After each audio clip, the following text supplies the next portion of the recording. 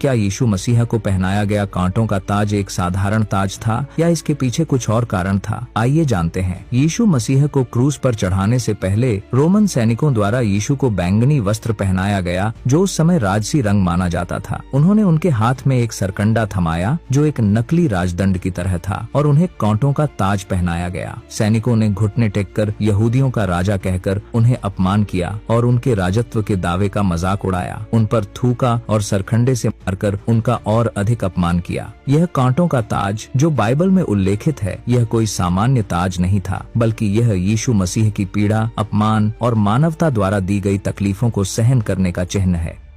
यीशु मृतकों में से पुनर्जीवित होने से पहले वे नरक में गए थे, लेकिन क्यों? एक पवित्र आत्मा को नरक में क्यों जाना पड़ा? आइए जानते हैं। बाइबल के मुताबिक शुरुआत से ही शैतान यीशु पर विजय प्राप्त करना चाहता था, लेकिन यीशु पहले से ही शैतान को हराने के लिए तैयार था। और जब यीशु ने क्रूस पर अपने बलिदान की शक्ति प्रकट की, तो पूरे नरक की खाई में उसकी गूंज उठी और मृतकों में से पुनर्जीवित होने से पहले वे नरक में गए। नरक में यीशु ने पाप और मृत्यु पर विजय की घोषणा की और उन धर्मियों की आत्माओं को मुक्त किया जो उनके आने से पहले मर गए थे, और शैतान के आतंक का अंत किया, जिससे कि नरक की नींव कांप उठी।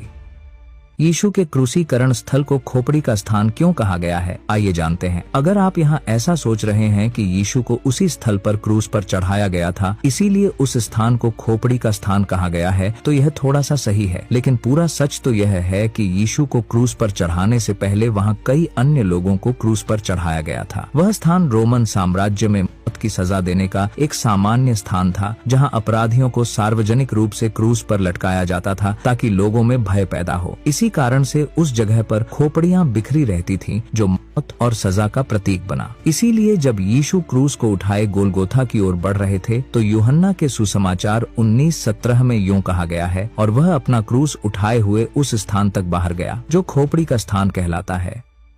हनोक, जो नूह का परदादा था, उत्पत्ति के 5वें अध्याय के 24वें वचन के अनुसार हनोक सच्चाई से परमेश्वर के साथ चलता रहा और परमेश्वर ने उसे उठा लिया। यानी कि हनोक को मृत्यु का अनुभव किए बिना ईश्वर स्वर्ग ले गए। हनोक आदम की सेठ वाली वंशावली में 7वीं पीढ़ी का था और मथुशेलह का पिता था। वह 365 वर्ष की आयु में परमेश्वर द्वारा उठा लिया गया, क्योंकि वह विश्वास से चलता था और परमेश्वर को प्रसन्न करता था, जैसा कि इब्रानियों के 11वें अध्याय के 5वें वचन में उल्लिखित है।